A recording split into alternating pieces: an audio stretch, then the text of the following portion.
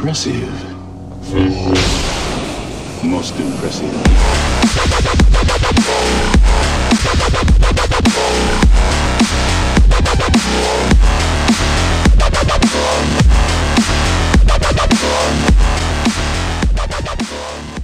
Konnichiwa guys, RK9 here. Welcome to Multiplay at Battlefield 3 Episode 1.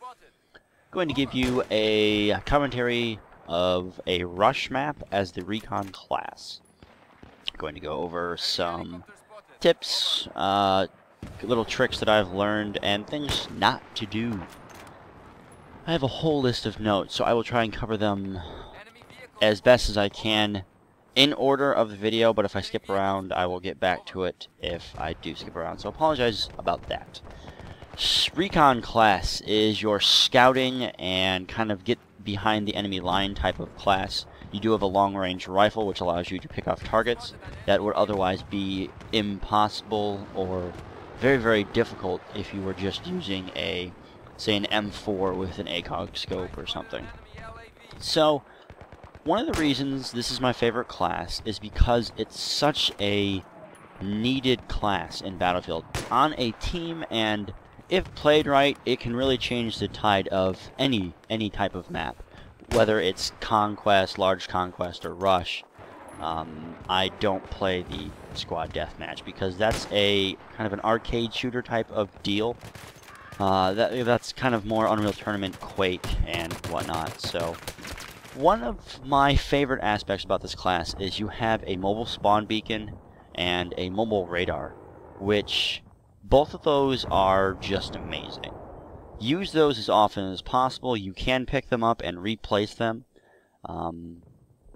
Honestly, one of the first types of first-person shooters to allow equipment to be picked up again.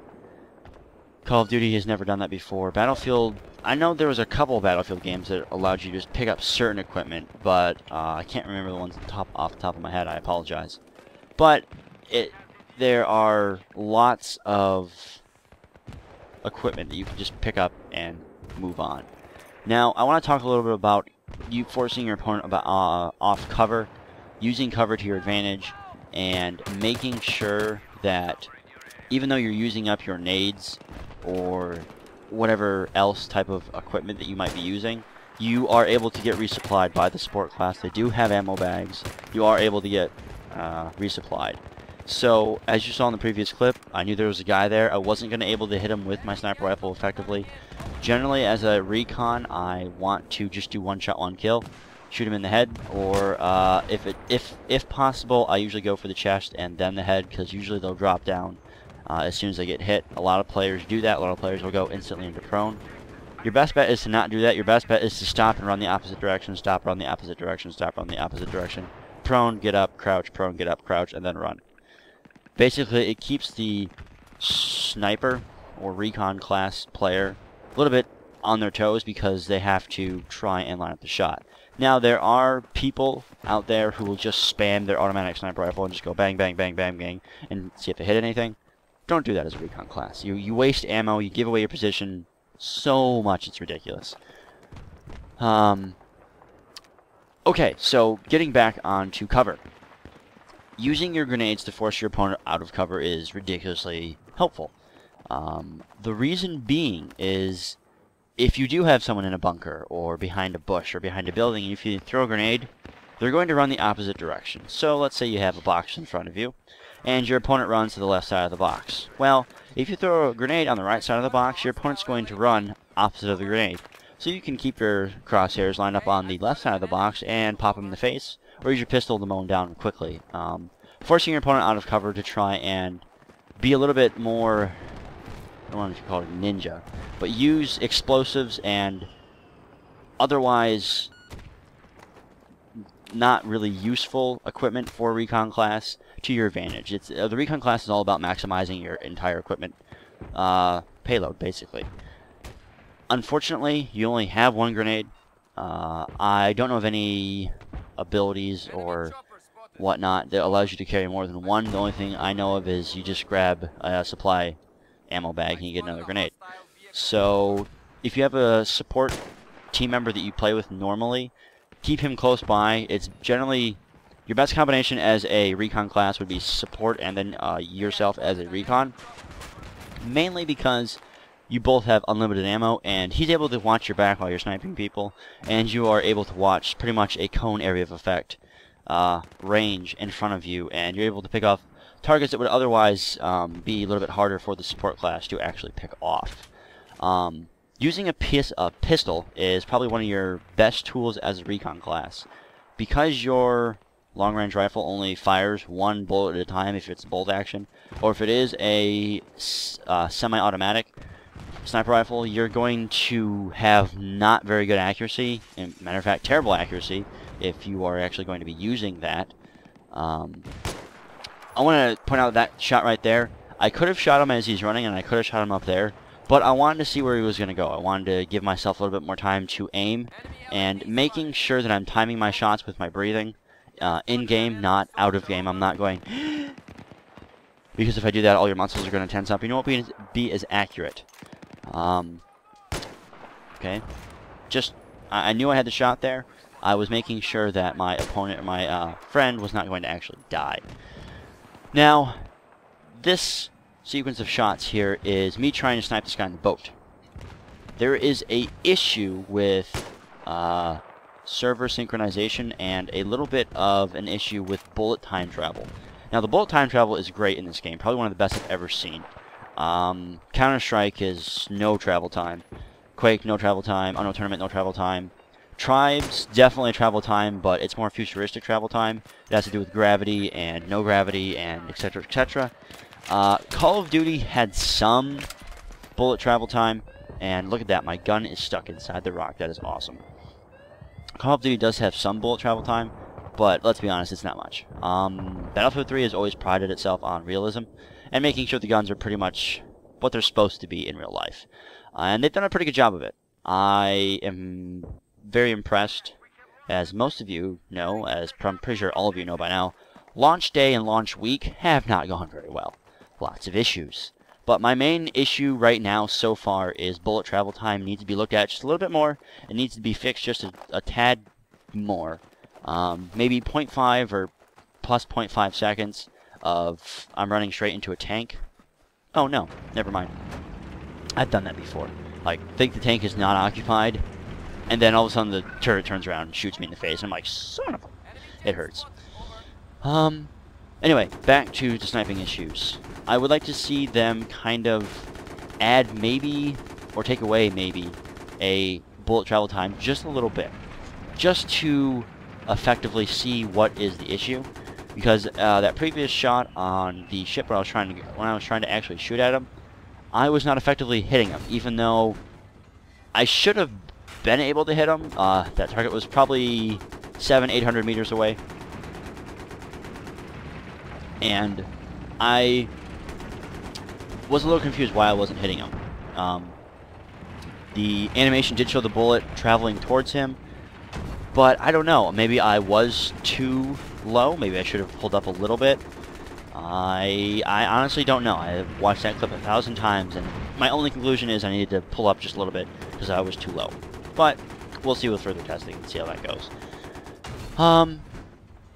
What else? Let me look at my notes.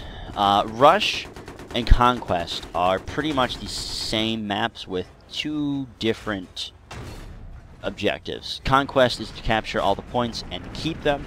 It's like a domination style map where the more control points you have, the more ticks your opponent is going to suffer, as well as ticks go down when anyone dies. But if you are a medic, you definitely want to res people or revive them back to life using your defibrillator pads, and that will not take away any ticks from your team as long as you are reviving people.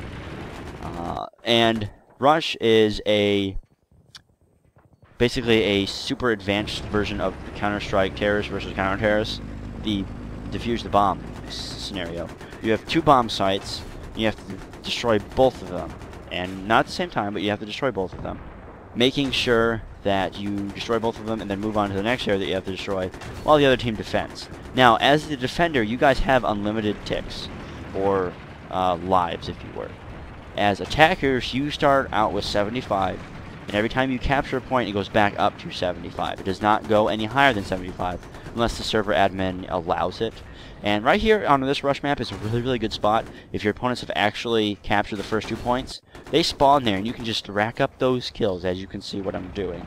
Now, eventually, I think I do get shot down by either a jet or another tank, and I think I hightail it out of there, or I run away. I don't remember. I am taking down this building so that they cannot spawn inside and fire anti-tank shells or anything else anti-tank of that matter. There is the other tank. I'm trying to actually engage it and try and do a little bit of cat and mouse, but it's a frickin' 45-ton war machine. You really can't do cat and mouse very well. But I am trying to do as much damage as possible. Did I get the kill? I did kill a engineer trying to actually repair it, and I do kill it. The tank is low. I'm trying to repair it now. That's what the repair looks like for the engineer. Remember, the engineer and the support are completely different classes. The support is more semi-automatic, fully automatic weapons, and a lot more, how do you want to call it? Just a lot more support. I mean, honestly, that's the best way I can cover it. Anyway, back on track with the recon class here. I love hot apple cider. For those of you who are wondering what apple cider is, go to the store and buy some. It's delicious. Warm it up for about a minute, 30 seconds. Perfect. It's better than coffee, but it doesn't have the caffeine. Anyway, okay, this scene I want to talk about as well. See, I wrote notes down so I don't forget things. I actually watched this like 4 times going, okay, what can I talk about here? More behind-the-scenes stuff you guys don't care about. Now, I was trying to figure out how the crap do I fire this weapon, and I couldn't figure it out. I was clicking, I was like pressing all these other buttons, and then I was like, okay, how the crap do I fire this weapon? And apparently you have to arm it by hitting C. That's how real this game is. They don't actually tell you that, of course. I mean, I'm probably sure they did if I had tips on or something, but I'm a pro. I don't need tips, apparently. So I was just like, how the crap? So I finally just gave up, and I think I killed myself or something out of frustration. I don't remember. But this game I don't do too bad in. I seem to have recorderitis, where every time I record a game, or anything for that matter, whether it be a Photoshop tutorial or something, I just completely forget what I'm doing and mess up and have horrible rounds. So I actually did a good job in this one, for once. There'll be a couple videos out where you're just like, wow, really? You suck. You're right, I do suck. That's okay. Anyway, so enough about that rocket launcher thing. Hit C to arm your rocket launcher for certain rocket launchers. The first one, you don't need to, you just fire. Alright, so let's look at my notes here and see what we've covered. We've covered that point. Oh, actually, yes. As a recon class, I'm going to point out some key uses as well. Mobile radar, going to talk about some proning. Time your shots, obviously. Don't shoot if you do not have to. Scan the area randomly. Let's talk about those issues right now. The scan the area randomly means you just walk up, you're just kind of saying, hey, I wonder if someone's there. Scan the area, if no one's there, move on. Time your shots, that's going to take a lot of practice. I am still getting used to the new bullet travel time and just kind of a lot of the new stuff that is in this game. There's just so much new stuff that's so much different than all the other Battlefields.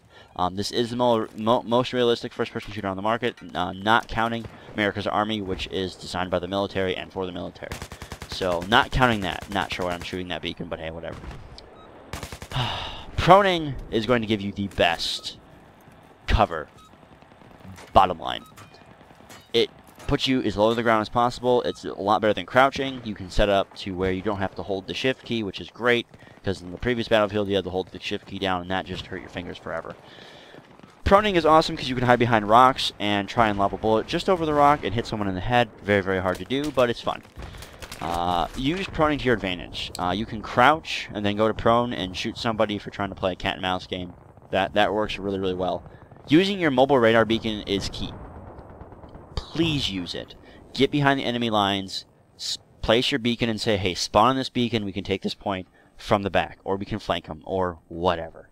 So, alright guys, that is this episode. I hope you guys have enjoyed it, and I am Arcane, and I'm out.